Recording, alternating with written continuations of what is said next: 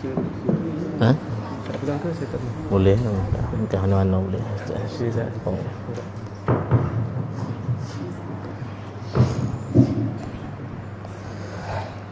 Okey, baik.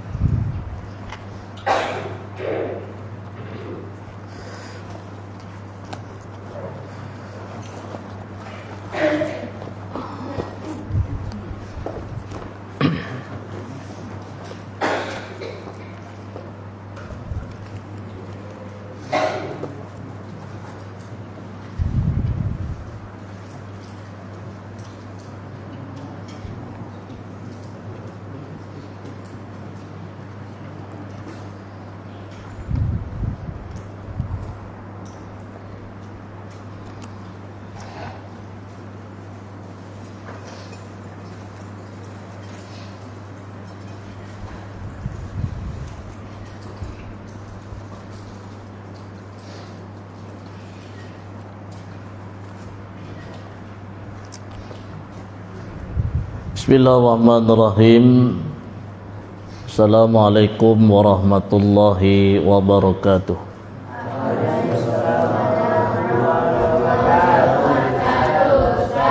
Ala kulli hal nabda bi suratil Fatihah.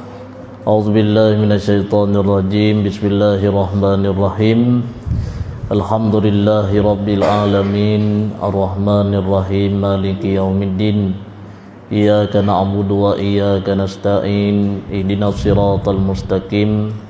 Siratal ladzina an'amta 'alaihim ghairil maghdubi 'alaihim waladdallin. Amin.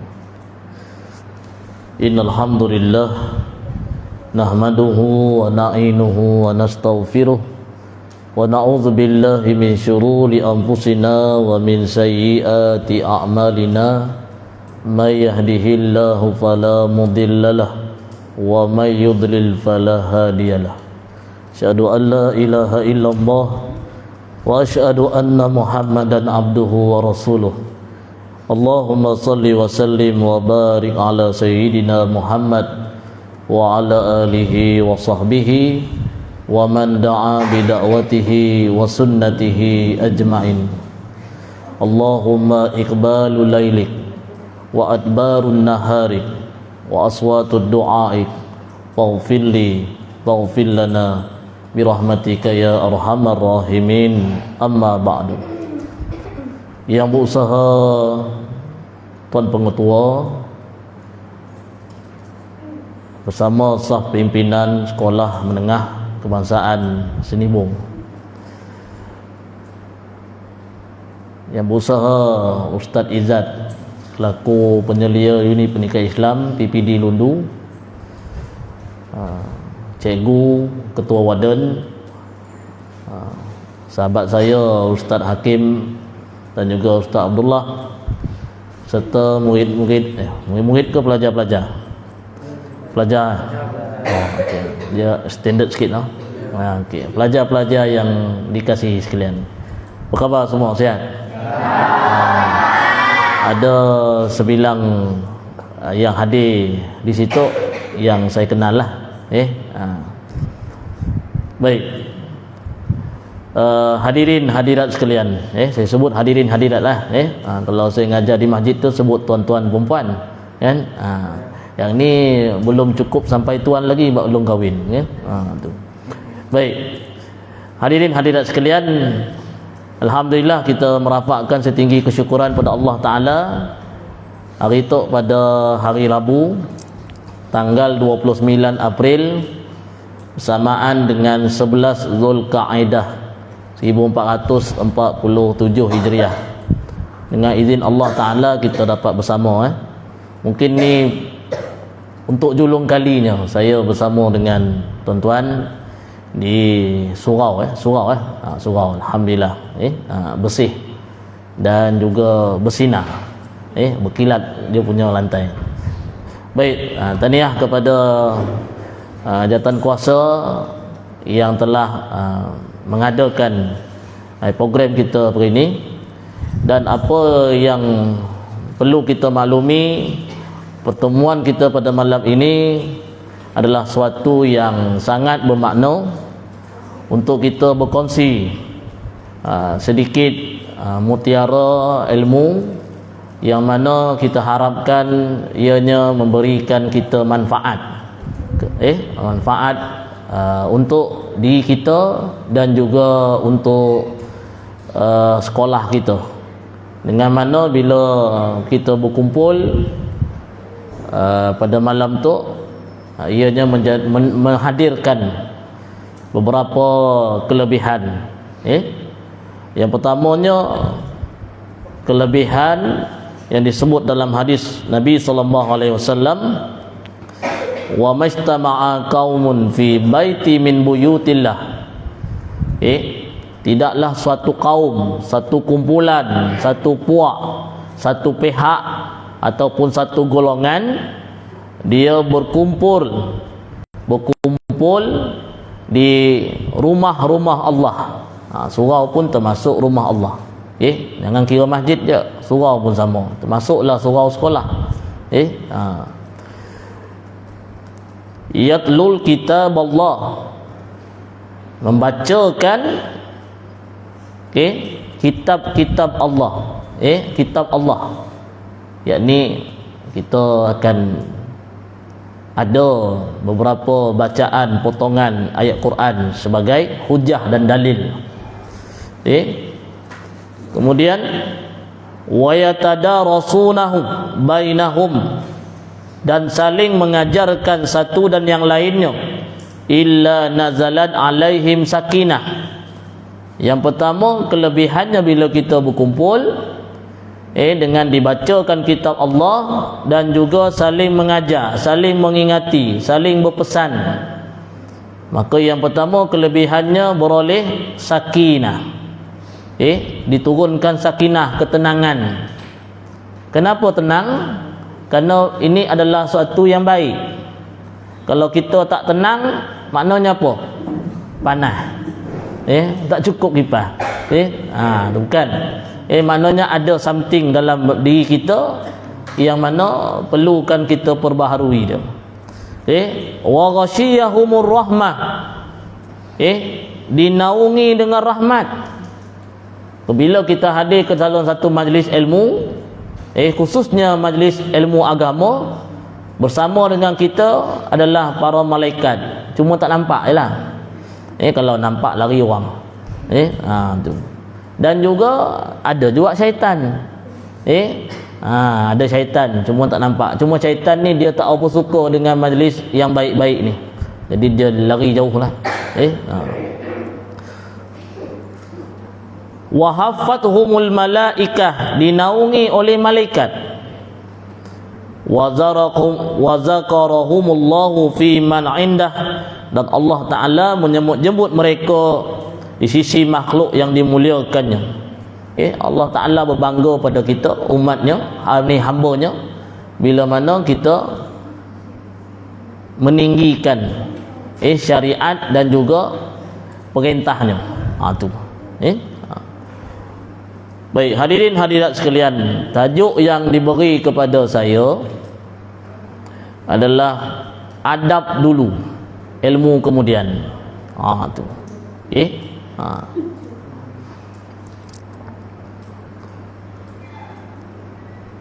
Agama kita amat menitik beratkan tentang soal adab dan akhlak.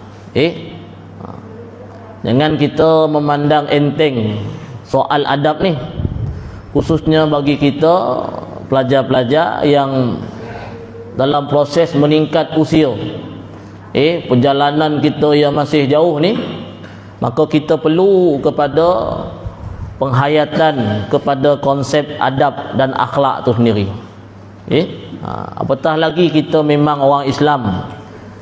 Islam amat menitik beratkan tentang soal adab ni. Dan ia adalah suatu yang penting, kerana jika seorang itu memiliki ilmu yang tinggi dan hebat,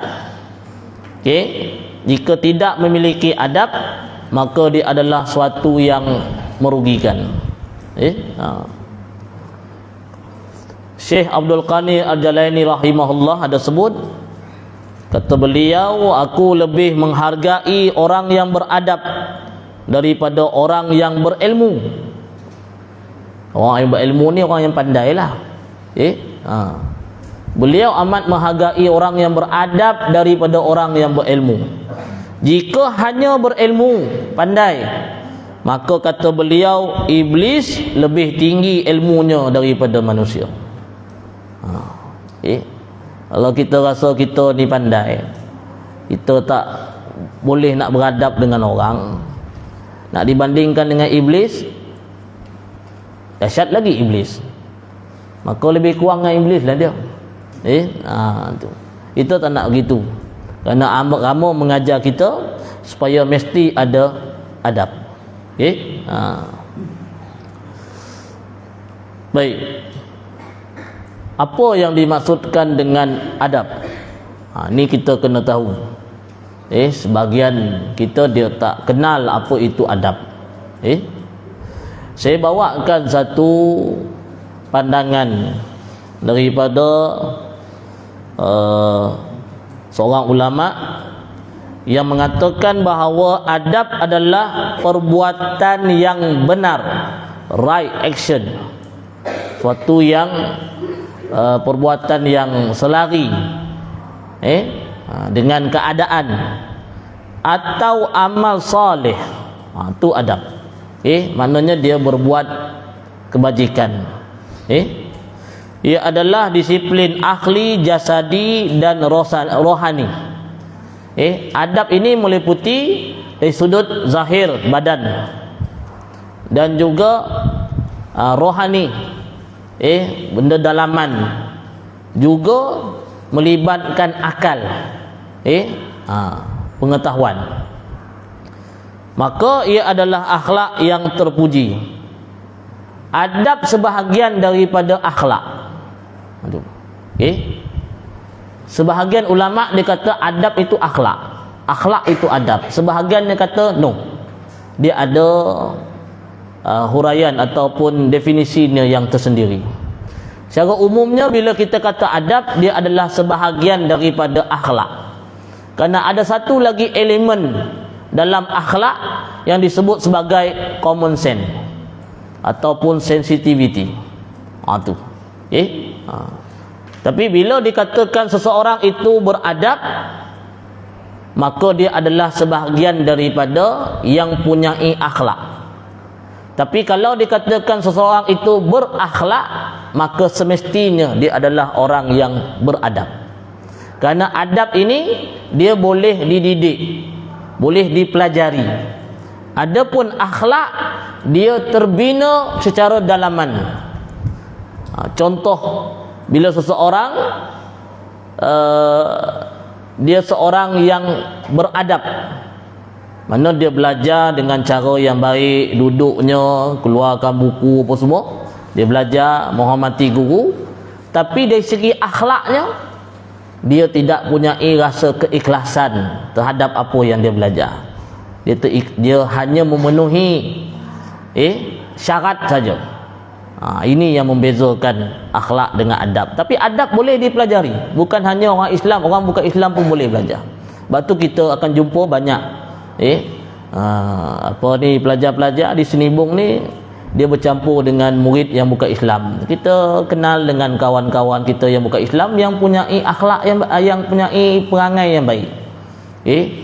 Dia tak kata yang kesat, eloklah. Yang mana pelajar-pelajar sendiri ada di kalangannya yang ada best friend, bukan girlfriend, best friend, bukan boyfriend, kawan yang baik, sama tidur, sama makan, dan kita berkawan dengan dia kerana dia ada perangai yang baik.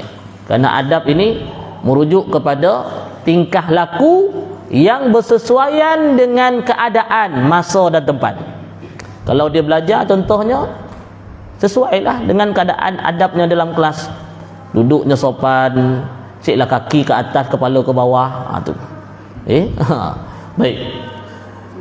Jadi ada beza sedikit di antara akhlak dengan adab. Cuma fokusnya kita pada malam ni untuk kita melihat apa yang dikatakan adab tu sendiri. Hadirin hadirat sekalian, kita selami sebuah sedikit ucapan ataupun nasihat pandangan para ulama tentang adab ni. Di zaman kita ini, generasi yang ada, yang terlahir, yang bersekolah, baik sekolah rendah atau sekolah menengah, generasi pelajar-pelajar, disebut sebagai generasi alpha, bukan Z dah, Y jauh sekali, generasi alpha, generasi yang terdedah dengan berbagai cobaan dan dugaan, yang mana cobaan dan dugaan tu kita tak boleh nak menidakkan kewujudan dia, khususnya yang melibatkan media sosial, TikTok, Instagram, viral viral video dan sebagainya. Itu yang kita kena akui kewujudannya. Namun demikian, itu bukanlah menjadi suatu alasan untuk kita tidak beradab. Jangan menjadikan sebab kita berada di zaman ini yang dikatakan penuh dengan dugaan dan cabaran, kita menjadi pelajar ataupun orang yang tidak beradab. Tidak. Kerana adab ini dituntut dalam agama. Tambah lagi kita adalah orang yang beragama, maka agama ini kekal sehinggalah ke hari kiamat. Kalau kita sendiri, dia kekal sampai mati. Ada orang dia minta umur panjang sampai ketua, maka beradabnya sampai ketua, bukan masa muda je. Tapi ia tidak menafikan adanya di kalangan orang tua yang tak beradab. Kenapa? Kerana dari segi penghayatan kepada adab tu dalam kehidupan dia, dia tidak mengamalkan. Jadi itu adalah satu lumrah ataupun satu orang panggil apa? Ragam, warna-warni kehidupan kita. Kita akan jumpa. Tapi kalau tuan-tuan, kalau pelajar-pelajar, hadirin hadirat dapat bertemu dengan orang yang baik, orang yang beradab, itu adalah suatu rezeki. Jaga elok. Jadi kata ulama, ta'allamul adab qabla an tata'allamul ilm. Dia kata sini, pelajarilah adab sebelum mempelajari suatu ilmu. Kena belajar adab dulu. Kalau seseorang tu menginjak usia, kalau di rumah dia dah belajar sebelum dia masuk sekolah, kan, ajar bersalam. Budak-budak kan suka bersalam, semua orang disalamnya. Itu satu bentuk adab. Panggil dengan panggilan yang baik, panggil ibu, panggil mami, panggil mak, panggil bapa, panggil abah, panggil ayah. Walaupun ayah dia nama Fauzi, dia tak panggil, "Woi Fauzi." Ada. Dia dah diajar. Jumpa cikgu, bagi salam contohnya. Panggil cikgu. Walaupun cikgu tu namanya Zaitun contohnya. "Oi Zaitun." Mana boleh panggil macam tu? Tak boleh. Dia dah diajar semenjak awal. Kemudian dia pergi ke sekolah, dia menambahkan lagi pelajaran tentang adab. Sehingga dia menginjak ke sekolah menengah. Macam pelajar-pelajar tu lah. Jadi gunakan sentiasa memperbaiki, memperhalusi ataupun menambah baik adab kita. Kerana kita telah melalui proses-proses tu. Dalam masa yang sama kita belajar. Kerana orang yang beradab ini, dia ada semangat untuk belajar. Jangan belajar semata tapi mengkesampingkan adab. Ini adalah satu yang salah. Tu. Di sekolah adalah satu tempat untuk kita menjadi orang. Mungkin di kalangan kita ada yang kurang pandai, ada yang pandai. Itu kelebihan. Kelebihan akal yang Tuhan beri. Tapi di sekolah kita belajar untuk jadi rajin, untuk menghormati orang, untuk membina orang panggil jati diri kita. supaya bila kita keluar kelak kita tidak akan merasa suasana seperti sekolah.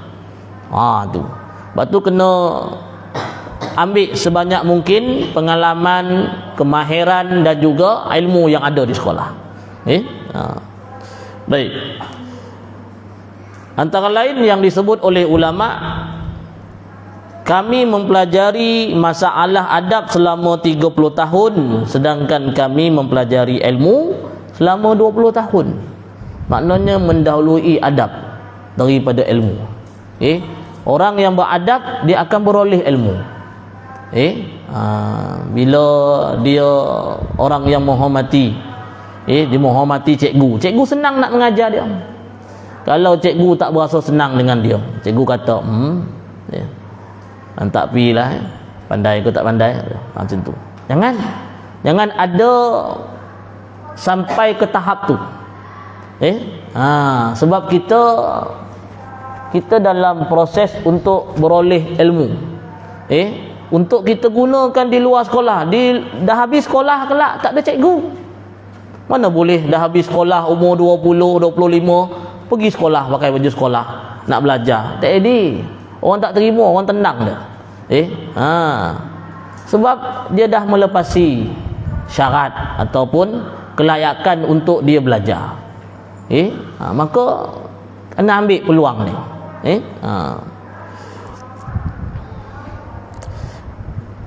Mereka para ulama dahulu mempelajari petunjuk adab sebagaimana mereka menguasai suatu ilmu. Para alim ulama ni orang pandai, alim. Orang alim ni maknanya orang pandai.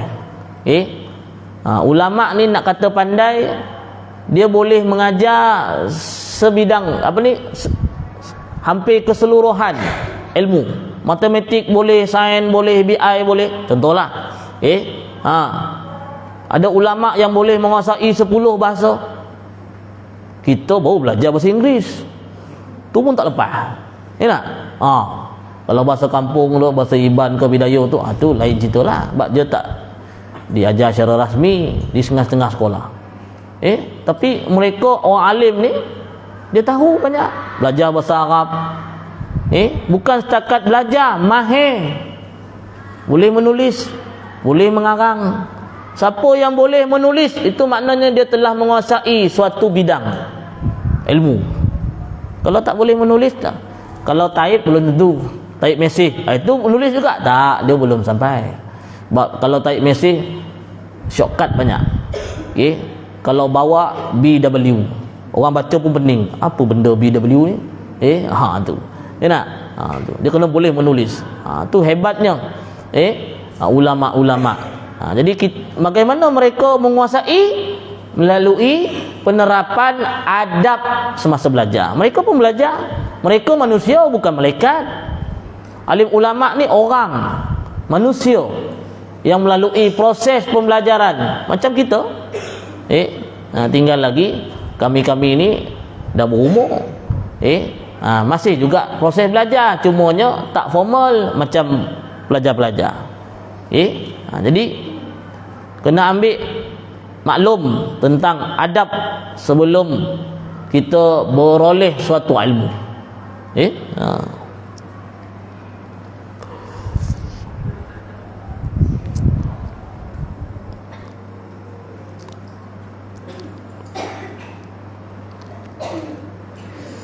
Baik, hadirin hadirat sekalian, kita melihat sedikit kenaan dengan masalah dan punca yang menjadikan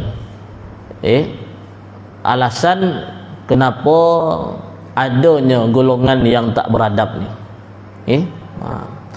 Ada satu kajian yang dibuat, dia mengatakan bahawa di antara sebahagian besar faktor kehilangan adab, khususnya yang melibatkan pelajar-pelajar, adalah disebabkan oleh budaya digital yang membentuk semula tabiat manusia. Macam mana budaya digital ni boleh membentuk tabiat manusia?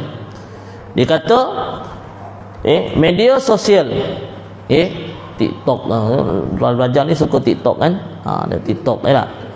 Facebook ni orang tua je jarang suka Facebook. Tu. Dia kata sini mencipta generasi yang terlalu terdedah kepada sosial tetapi terasing secara emosi. Itu yang tengok telefon gelak seorang tu. Tak ada apa. Tengok telefon pun gelak. Okey. Dia terasing dengan orang, duduk seorang, duduk dalam bilik kan. Itu gelak. Ingat Pontianak.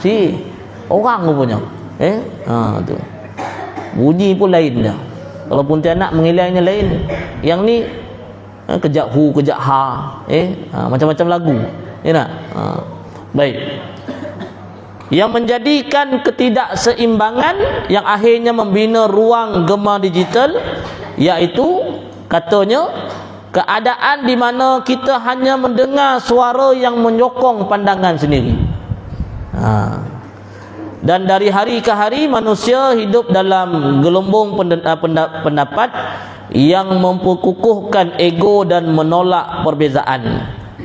Dia akan melahirkan suatu yang disebut narsistik, satu sikap yang mana dia nakkan pengiktirafan dan sokongan daripada orang. Sebab tu zaman sekarang ni orang tak peduli soal malu. Makin dia buat benda yang pelik, orang like, makin dia suka. Okey. Pelik-pelik dia buat. Pelajar-pelajar mahir lagi lah pengetahuan tentang benda-benda pelik ni. Tu. Kerana apa? Kerana hilang sifat malunya. Ni kerana dia tidak bergaul, dia dalam dunia dia. Ini bahaya. Apa yang dia cakap ada orang sokong. Betul lah. Orang like. Bila tengok like banyak, makinlah dia seronok. Dia akan buat lagi. Ini satu benda yang bahaya. Bahaya. Dan lebih lagi dia akan mempelekehkan orang. Dia akan menghina orang. Walaupun hanya dengan tulisan saja. Dia tak cakap, tapi dia nulis. Ni satu yang berlaku pelajar-pelajar. Jadi kita kena ambil iktibar dan pedoman dalam perkara ni. Adab perlu dikedepan berbanding dengan ilmu. Ilmu penting, tapi adab dahulu. Berapa banyak orang yang di luar sana yang memiliki ilmu, pandai, bukan hanya dalam bidang teknologi, bidang sukan. Kalau kita suka sukan, kita nak jadi seperti Datuk Azizul Hasni Awang contohnya. Dia orang yang hebat dalam sukan, tapi dalam masa yang sama dia juga punya adab, ada akhlak dia. Kita nak jadi gitu. Bukan semata-mata pandai saja. Baik.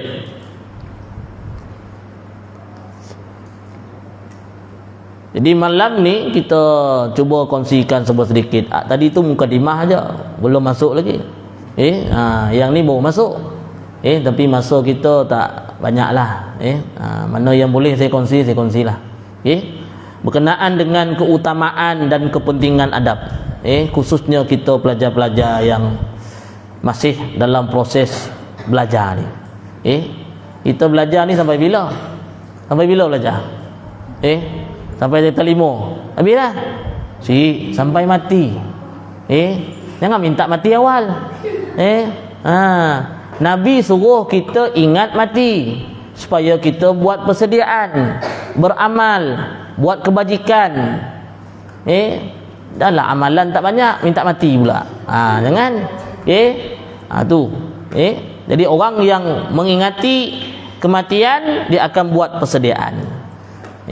Jadi kita akan melalui proses pembelajaran secara formal, secara langsung atau tidak langsung, sehinggalah kita mati. Ni kerana banyak lagi segenap ruang ilmu yang kita tak tahu. Kenapa? Siapa dalam ni pandai repair motor? Tak ada. Belum belajar, sehinggalah dia kerja kelak. Daripada Senibung pergi ke Batu Tujuh. Sangkut di seniawan, nak? Contoh, jadi ada ilmu dapatlah dia repair sikit-sikit, ataupun kalau dia tak pandai repair, dia ada ilmu lain, pengetahuan lain, iaitu berkomunikasi, minta bantuan dan sebagainya. Tu. Okey. Jadi itu satu bentuk keutamaan. Apatah lagi kalau kita berada di sekolah, berhubungan langsung dengan orang yang mengajari ilmu, maka lebihlah kita kena beradab. Sekolah menengah ni dia agak mencabar dari segi hubungan antara murid dengan guru. Mungkin di sekolah rendah sak ketara sangat. Sekolah menengah dia ada. Cuma kita dalam ni kita nak jadi orang yang beradab, dan kita tak tergolong di kalangan orang yang menjadikan terjadi di kalangan orang yang dikira sebagai golongan yang biadab. Macam tu. Baik. Apa kepentingan dan keutamaan adab? Yang pertama, dia adalah perintah Allah dan juga perintah Nabi sallallahu alaihi wasallam. Kita beradab ini kerana perintah Allah dan Nabi. Rasulullah pesan dalam satu hadis, innama bu'istu liutammima salihul akhlak. Kata Nabi SAW, sungguhnya aku tidak diutuskan melainkan untuk menyempurnakan kebaikan akhlak. Tu. Kita kena sentiasa mencontohi Nabi. Bagaimana Nabi memperlihatkan kebaikan akhlak. Contoh disebut dalam hadis, bila mana dihidangkan makan kepada Nabi, makanan tu tak elok, tak elok, dan Nabi tak beri makan kepada sahabat yang lain. Nabi makan, tapi Nabi tak benarkan sahabat lain makan kerana makanan tu tak elok. Tetapi Nabi tidak mencela makanan. Itu memperlihatkan bagaimana Nabi mencantikkan akhlak.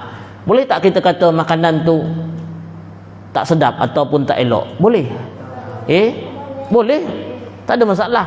Cuma dari segi memperlihatkan ketinggian akhlak, kita diam. Pelajar-pelajar ada pengalaman makan di luar, nak? Order nasi goreng kampung yang tak rupa nasi goreng kampung. Nasi goreng kampung dia ada ciri-ciri dia. Nak? Tapi tengok kawan tu order nasi goreng Cina, kita nasi goreng kampung, sama je warnanya, beza dia akan pilih ya. Jadi tak apa nak sedap. Cuma kalau kita tak sedap, untuk memperlihatkan, menzahirkan ketinggian akhlak kita, adab kita, maka kita tidak mencecer makan. Kita diam je lah. Tapi itulah kali pertama dan kali terakhir pergi ke kedai tu. Tak pergi dah. Sebab kita dah ada pengalaman, dan yang dia masak tu tak sedap.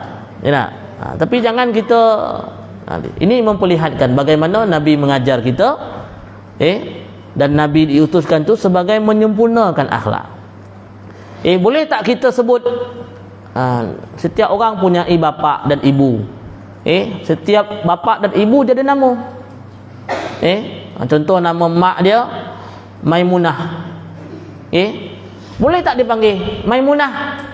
Boleh. Boleh. Sebab memang nama dia. Janganlah kita kata Peah. Salah lah. Memang nama dia Maimunah, tapi menzahirkan ketinggian adab, kita tak boleh panggil nama dia kerana dia ibu kita. Kita kena panggil panggilan yang sesuai, ibu. Macam itulah. Begitu juga kalau kita bergaul dengan orang luar, kita jumpa seorang orang tua, namanya Haji Leman. Boleh tak kita panggil dia Leman? Tak boleh.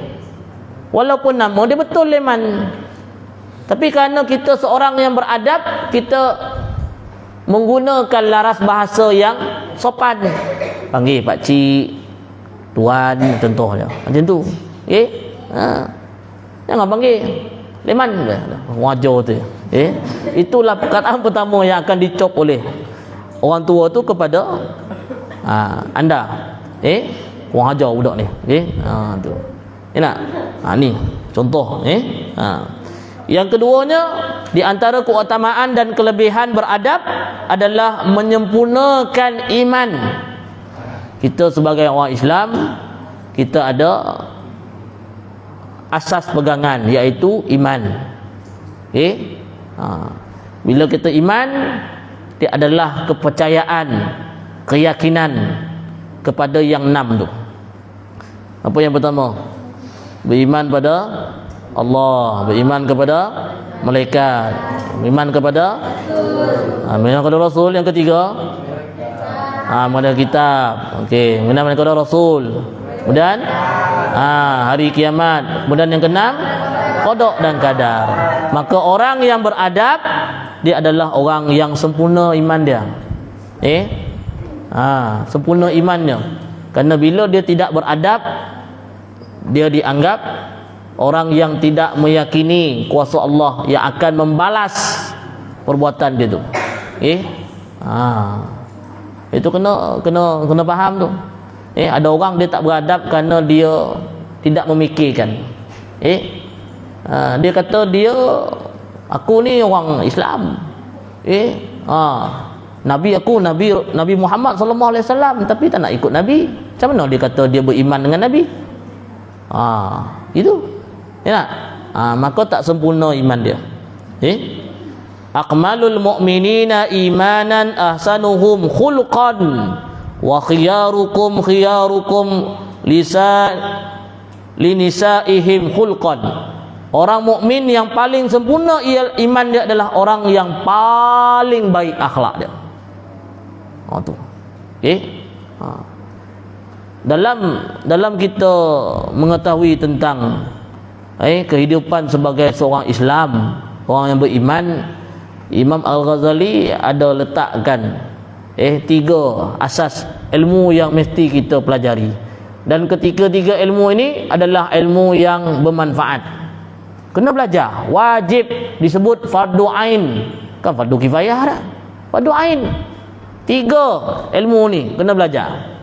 Yang ni saya bawakan satu kitab sebagai perkongsian supaya kita ambil maklum dan juga menambahkan menambahkan pengetahuan kita, khususnya dari soal tanggungjawab kita untuk terus belajar. Okey? Baik. Dalam kita mempelajari 3 ilmu tadi itu yang disebut fardu ain. Fardu ain ni wajib. Nak tak nak kena belajar. Jadi 3. Satu disebut ilmu tauhid. Yang kedua ilmu fiqh ataupun ilmu syariat. Yang ketiga ilmu tasawuf ataupun ilmu akhlak. Okey? Kadarnya apa?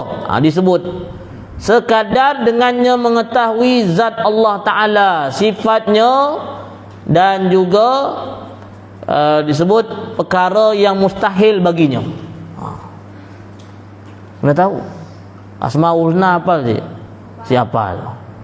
Kalau hafal bagus, tapi bukan sekadar hafal, kena faham elok apa yang disebut Allah Maha mendengar.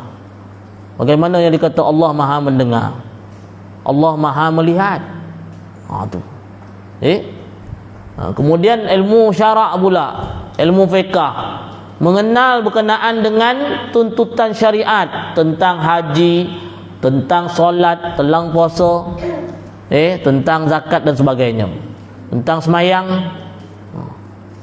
Semayang kejap ada, kejap tak ada, macam cismo lah pula.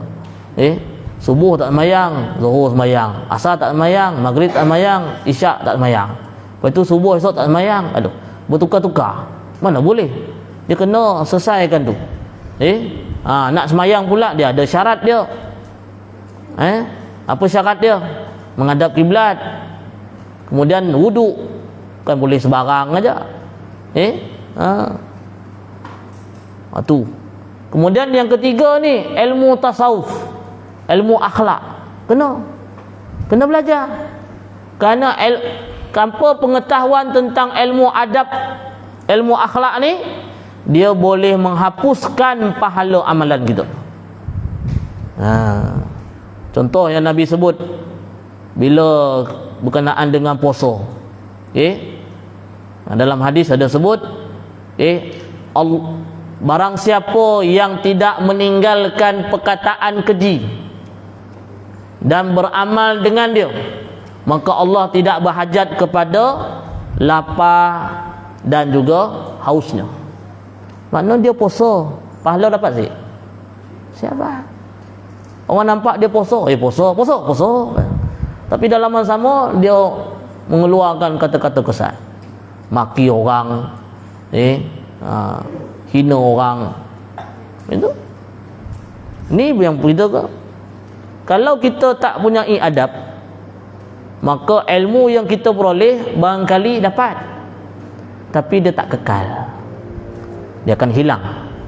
Dan kita dalam proses belajar ni, kita nakkan pahala. Belajar ni benda baik, benda yang Nabi suruh, Allah Ta'ala suruh, dan dibuat dan menjadi tradisi para alim ulama. Dan kesemua perkara yang kita buat tu, kita nakkan pahala. Jadi kalau kita tak beradab, di mana nilai pahala yang kita nak, yang kita boleh dapat? Tak ada. Dia bukan dapat dengan cikgu, tak. Cikgu memang dah cikgu lah. Nah, kita lah. Jadi kena ambil perhatian tentang adab ni. Baik. Kemudian yang ketiganya, dipermudahkan beroleh ilmu. Orang yang beradab ni dia mudah dapat ilmu. Contohnya macam tadilah yang awal tadi kita sebut. Bila cikgu dah mula hati dia si nyaman dengan perangai olah murid-murid dia, pelajar-pelajar dia, dia akan rasa tawar hati untuk memberikan ilmu. Sampai ke satu tahap dia akan rasa biar pilihlah. Dia nak pandai ke tak pandai ke, bukan masalah kita. Jangan sampai gitu. Kita nakkan ilmu dia tu, sebab dia orang pandai. Cikgu ni orang pandai, orang alim. Cuma dia tak sebutlah orang alim, bunyi kedak Arab sikit. Tapi dalam Arabnya disebut orang alim. Bahasa Melayunya cikgu lah. Kalau dia tak alim, taklah dia ajar orang. Nak? Betul. Bukan mesti cikgu sekolah, banyak lagi cikgu. Banyak bidang. Mana tahu di kalangan pelajar-pelajar ni kelak Allah Ta'ala takdirkan dia jadi polis, pegawai polis yang menguruskan siasatan jenayah berat. Dia mesti ada ilmu. Nak? Ilmu untuk menyelesaikan masalah. Nak? Gitu. Cikgu ni banyak. Cuma yang formal ni adalah cikgu sekolah lah. Ada cikgu biologi, ada cikgu matematik, cikgu apa. Nak? XY, ujung-ujung U. Tu. Tang mana pula latangnya? Macam tu. Dia pandai lah. Adalah cara dia. Kita kena belajar.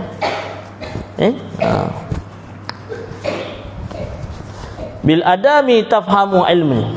Ulama kata dengan mempelajari adab maka engkau akan mudah memahami ilmu.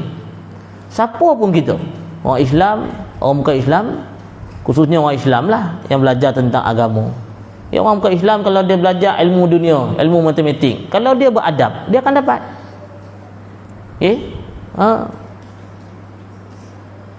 Tambah di Senibung ni dengan keperbagaian etnik campur, ada Melayu, ada Bidayuh, ada Iban. Tengok pelajar-pelajar yang cemerlang contohnya, yang keluar daripada Senibung. SPM nya dapat 7A contohnya. Kan? Tengok karakter dia macam mana. Tanya pula cikgu dia, apa rahsia kejayaan? Saya dengar kata cikgu buat latihan. Itu semua contoh bentuk-bentuk ciri orang beradab lah. Jangan tanya yang 9E tu, payah. Tak kena dengan jawapan. Tu. Kalaupun kita tak beroleh kecemerlangan dalam akademik, setidaknya kita cemerlang di sudut sosial. Kena benda ni terpakai bila kita keluar kelas. Jangan anggap di sekolah aja. Kita di sekolah ni sampai tempohnya kita akan keluar. Berapa tahun di sekolah ni? 5 tahun. 5 tahun. Kata tadi nak umur panjang. Nak? Lepas sekolah banyak tahun lagi. Ada yang masuk universiti, masuklah. Bukan mesti masuk universiti, ada yang masuk college community, ada yang masuk macam-macam lah.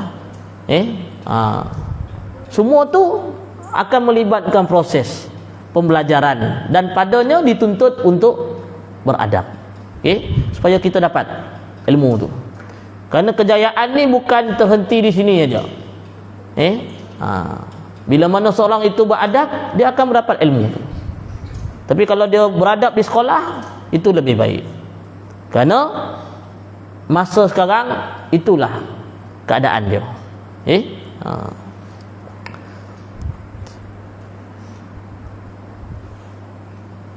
Kemudian di antara keutamaan dan kepentingan ilmu ini, dia menghindari kesalahan. Yang kena cikgu lebih mudah untuk mendekati dia. Beritahu tok salah. Nak? Kalau dia tak beradab, cikgu nak negur dia. Nak? Sesiapa yang meremehkan adab, maka dia akan mudah terdedah kepada banyak kesalahan. Sebab tak ada orang nak bimbing dia, tak ada orang nak nasihat. Apa makna nasihat? Negur. Nasihat adalah suatu yang kita nakkan kebaikan kepada seorang. Kalau kita nasihat kawan, maknanya kita nakkan kebaikan pada dia. Kalau kawan nasihat kita, maknanya kawan nakkan kebaikan pada kita. Tu. Jangan tengok pada orang yang nasihat, tengok kepada isi nasihat tu. Baik. Hadirin hadirat sekalian, seterusnya, dengan beradab boleh menghadirkan kegembiraan kepada orang lain. Orang rasa seronok nak berkawan dengan kita, nak berdamping dengan kita. Kalau kita tak beradab, orang jauh. Lepas tu mulalah kita merasa tersisih. Kenapalah orang tak nak kawan dengan aku? Apalah dosa aku? Memanglah kau tak beradab. Memanglah. Siapa nak berkawan? Cuma bukan semua benda baik ini orang terima. Ada orang yang dia tak senang dengan benda baik. Yang tu kita kena akui lah. Ada orang dia beradab, orang dia baik, tapi kawan dia tak ramai. Kerana tak semua orang boleh menerima. Ada orang dia suka berkawan dengan orang yang nakal. Dia sebati dengan jiwa dia yang nakal. Gitulah. Saya harap pelajar-pelajar tidak tergolong dalam kelompok itulah. Kita nak ambil kebaikan dari seseorang, maka kita kena pilih kawan yang baik. Berkawan tetap semua, tetapi jangan diikut, jangan dibawa ke hati. Gitu. Habis dah masa berazan. Dan yang lain kena lihat satu lagi yang boleh saya kongsikan. Orang yang tidak beradab ini adalah seburuk-buruk manusia. Itu kena ingat. Nabi sebut dalam satu hadis, yakni dengan maksud, sesungguhnya seburuk-buruk kedudukan manusia di sisi Allah di hari kiamat kelak adalah orang yang ditinggalkan oleh manusia lain kerana khawatir akan kejahatan dia. Kejahatan di sini dengan maksud buruk perbuatan dan percakapan dia. Orang yang tak beradab, orang lain jauh pada dia. Inilah orang yang seburuk-buruk. Kerana orang yang terbaik, lawan kepada seburuk itu adalah orang yang boleh memberikan manfaat.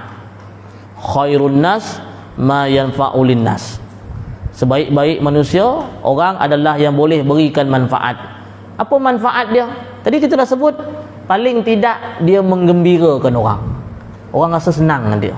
Tu. Nak bagi duit tak ada. Ada duit? Tak ada. Tak kerja lagi, harta tak ada. Yang kita ada apa? Kita ada adab, kita ada ilmu. Itulah yang boleh kita beri. Makanya untuk nasihat kepada diri saya dan juga semua hadirin hadirat, pelajar-pelajar khususnya, jadilah orang yang beradab.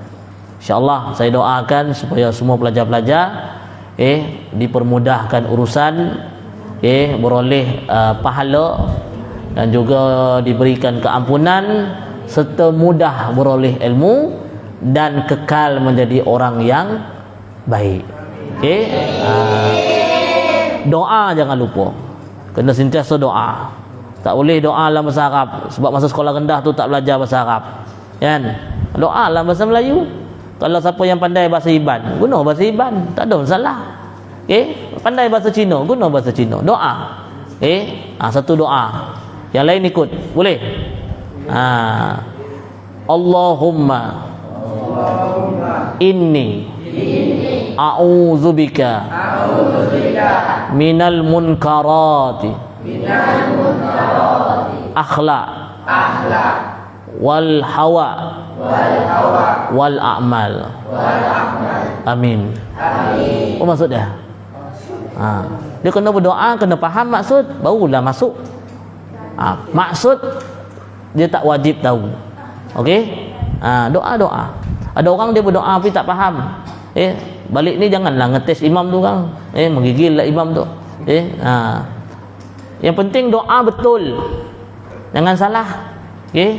Tadi kita baca doa, ya Allah ya Tuhanku, sungguhnya aku berlindung denganmu daripada keburukan akhlak. Maknanya tak beradab. Keburukan nafsu yang sentiasa suruh benda tak baik. Dan juga yang ketiga, keburukan amal perbuatan yang menjadi fitnah, menjatuhkan nama baik diri, keluarga, masyarakat dan juga institusi, nama sekolah dan sebagainya. Itulah sebuah sedikit yang boleh saya kongsikan. InsyaAllah kalau pelajar-pelajar nak sambung, boleh jumpa di masjid Sempadi ada, masjid masjid ada, saya pergi masjid, nanti kita jumpalah. Kalau boleh, kalau tak boleh tak apa. Tu. Wabillahi taufiq wa hidayah. Ada soalan? Tak ada. Bagus. Tu saya suka, tak ada soalan. Wabillahi taufiq wa hidayah. Assalamualaikum warahmatullahi wabarakatuh.